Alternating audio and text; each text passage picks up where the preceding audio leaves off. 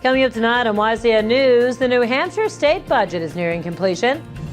Representative John Cloutier of Claremont responds to budget changes. And New Hampshire Governor Maggie Hassan weighs in on thoughts concerning political leadership. For more news, weather, and sports, it's time for YCN News, your local view. Now, your daily digest of the Dartmouth Lake Sunapee region, southern Vermont, and Windsor County. News, sports, weather, and all that is happening in our area. The news on YCN, your local view. Good evening. It's Thursday, May 28th. I'm Laura James. Welcome to YCN News.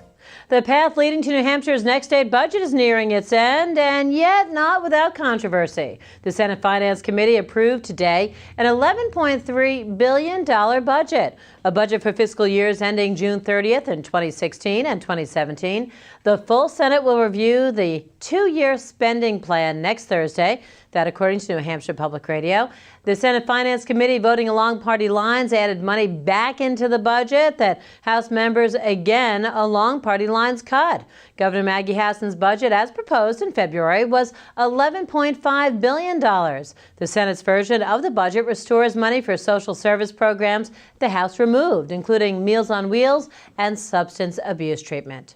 Finding another source of revenue for New Hampshire remains a topic of discussion around the state, including at a forum held last month in Claremont. Now, to be sure, the forum featured Sullivan County state reps, most of whom are Democrats. While House cuts have been added back into the budget since the April meeting, comments made to YCN News by Representative John Cloutier of Claremont about the state budget after that meeting remained current. The budget has drained the rainy day fund, so we have nothing left. They've taken away money from such things as the Renewable Energy Fund to balance it.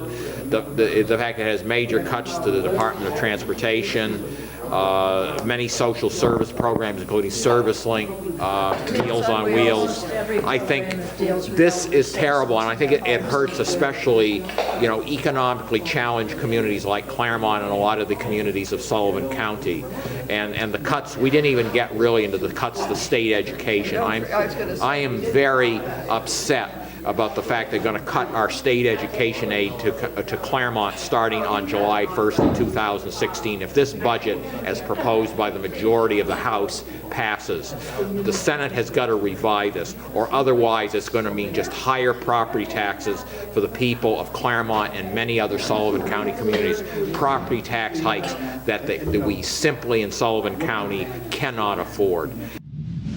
And in a statement today, New Hampshire Governor Maggie Hassan says she's concerned that the Senate finance plan would hurt businesses and middle-class families throughout the state. Hassan cites the partisan vote and reliance on one political party to shape the budget does not bode well for the state's economy and its citizens. Several steps remain in the budget process before a final bill makes its way to Hassan's desk. Hassan says she remains willing to roll up her sleeves and work toward a bipartisan budget that moves New Hampshire forward. Hassan says she's concerned Senate Republican leadership is not properly earmarking money for public higher education, roadwork, and adequate levels for prison staffing.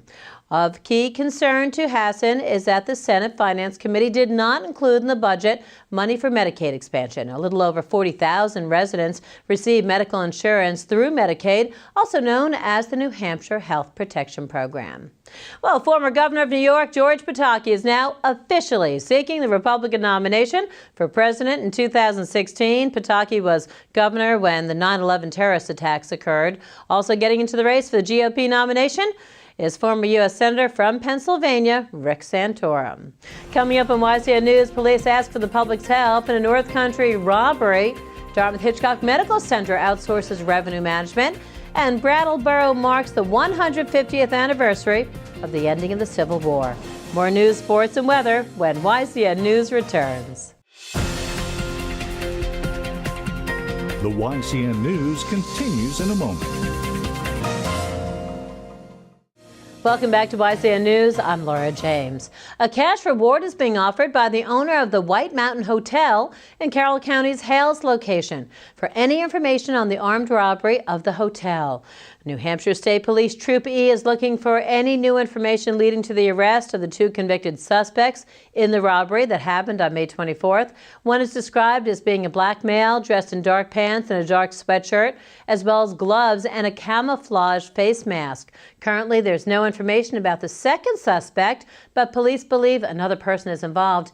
Anyone with information on the robbery or suspects is to ask to please call New Hampshire State Police Troop E at 603-323-3333 for a cash reward if an arrest is made. And Vermont police in Dorset are seeking your help, looking for the individual who vandalized a sign overnight on Tuesday. The sign was recently donated by a town resident and had been up for less than a day at the intersection of Church Street and Vermont Route 30 when it was vandalized. The estimated cost of the sign was over $2,000, and the cost of the damage ranges in the hundreds, say Vermont State Police. If you or anyone you know has information about this incident, State Police are urging to have you please call them at 802-442-5421 or submit information anonymously at vtips.info. Dartmouth Hitchcock Medical Center is outsourcing a handful of its employees to a Texas-based company to improve revenue. About 340 employees who work in the revenue management section of DHMC's staff will soon find themselves under the management of Tenet Healthcare Corporation, which manages around 80 hospitals around the nation. That according to the Valley News. Conifer Health Solutions, which is a subsidiary to Tenet, plans to drive the hospital in reaching its goal of at least a 20% financial improvement in revenue cycle services. That according to a hospital spokesperson. Although the affected employees retain their pay rate and benefits, some are angered by the change. Managers within the division are transferring to Conifer on June 21st, and the rest of the employees are scheduled to follow on August 2nd.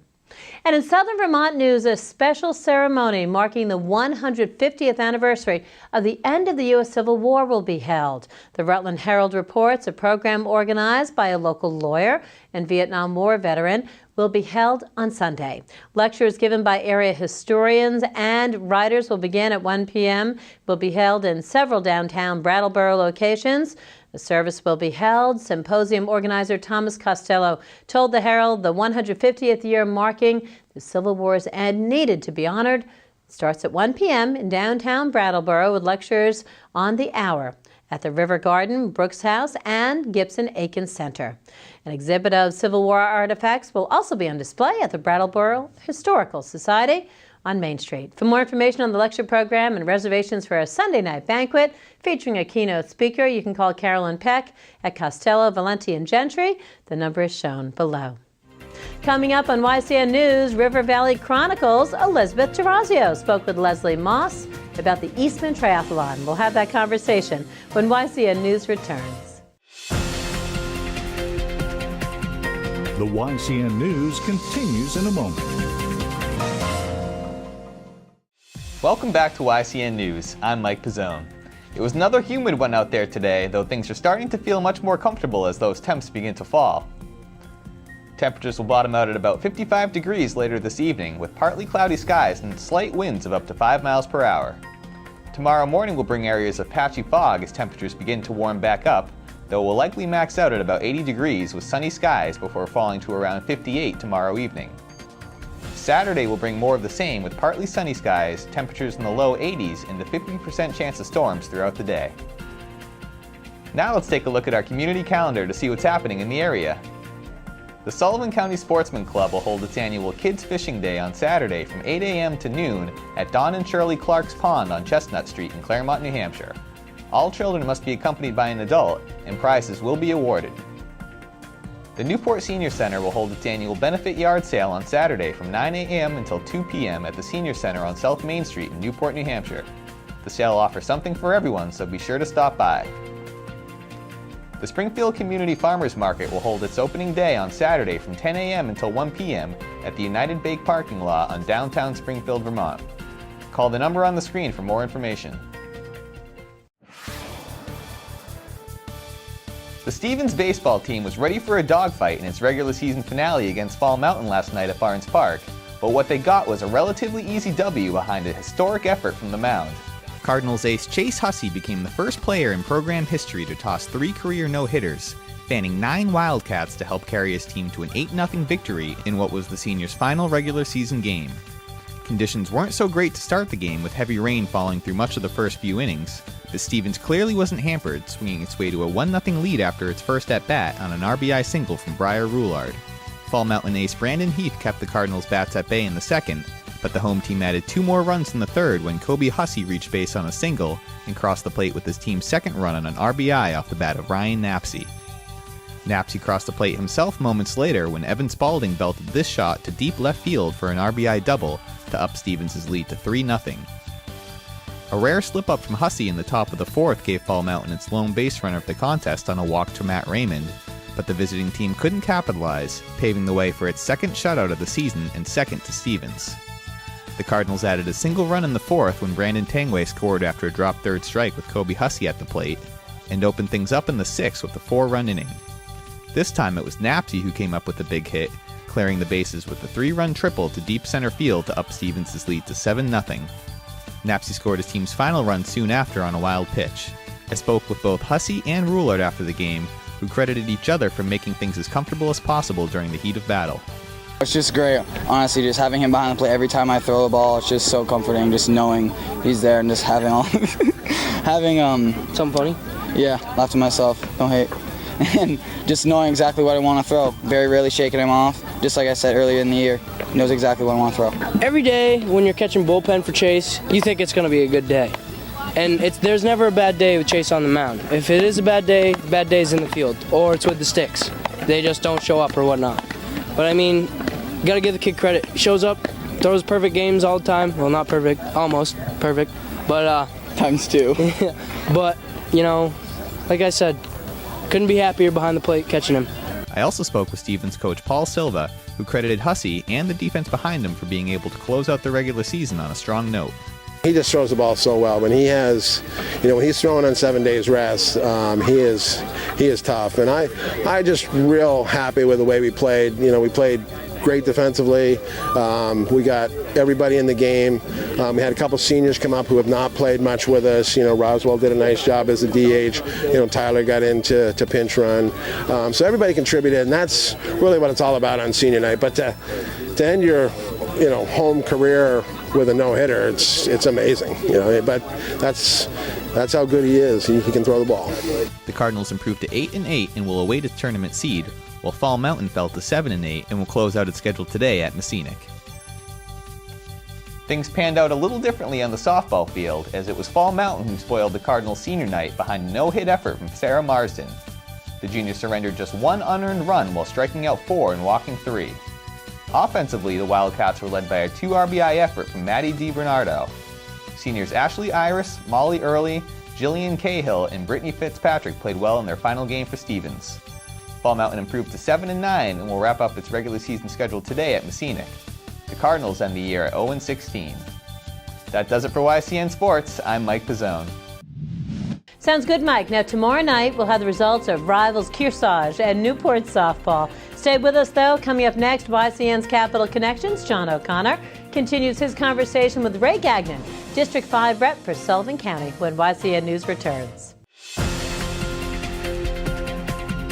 The YCN News continues in a moment.